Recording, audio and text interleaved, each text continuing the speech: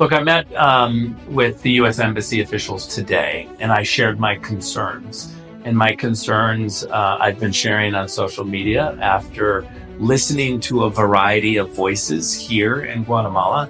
I have a very big concern that there is a weaponization of the State Department, that they are trying to intimidate conservatives in Guatemala. If you speak up, there's a perception that your visa is being revoked. We have a lot of examples of sanctions, travel sanctions, being used against people who speak up. There are instances where members of Congress are having their families targeted because they spoke up. Now, look, this is all wrapped into this kind of phony concern about democracy. And let me just say this, is that of course we all want peaceful transitions of power. Of course we want the people of Guatemala to have their voices heard, but not to resort to violence. That violence is never an acceptable way. But I do believe that to shut down the process too early, to intimidate people who want to speak out or give evidence or talk about the situation, is an intimidation that the State Department absolutely should not be doing. I've worked at the State Department for 12 years. I care very deeply about the State Department. I think a lot of people do great work there.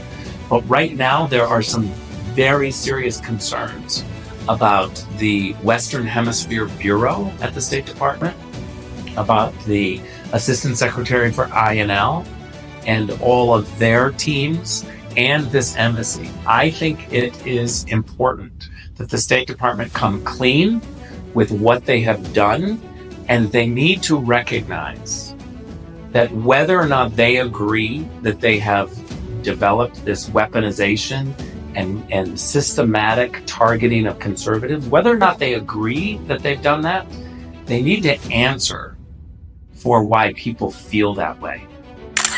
Well, look, if there's a targeting of conservatives going on, it's illegal and it's un-American. It's not something that should be happening. And that's where I have raised my concerns to say that this is a very real perceived problem by many Guatemalans, by many conservatives in Guatemala. I've called for an IG investigation, which is an Inspector General investigation at the State Department, an independent body, basically, an office that will look at the emails that have been put forward by individuals at the State Department, the decisions that were made, and look to see if there is a targeting of conservatives. Again, what I heard from the embassy today is that they're not doing this. The embassy says, no, of course we're not doing that. I presented evidence to say, I think you're wrong. I think that the targeting of conservatives is absolutely happening, and we want answers. Look, I think it's really important that Guatemala understand that they're great partners of the United States. We have severe problems at the United States border with immigration. That should not be the case. The Triangle countries, I think, need trade, not just aid.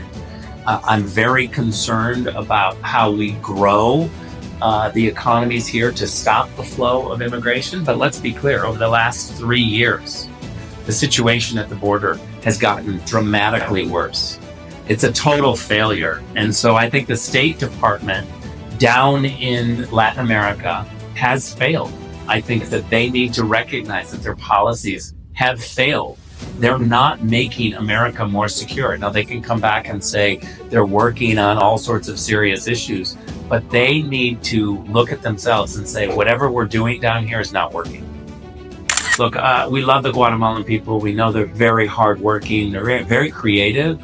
Lots of small business owners, which I think is great. What I would say to them is believe in democracy and believe that the United States must act in a way that promotes the United States and doesn't get into the business of Guatemalan politics. I hope that they understand, that the Guatemalan people understand that you cannot have a State Department And the American people don't want a State Department that's heavy-handed here.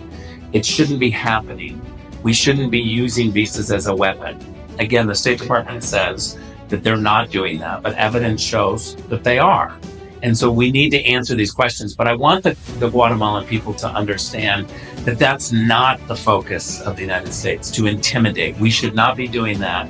We should be supporting our partners, growing our economies together so that we can stop some of the problems, whether it's drugs, crime, corruption.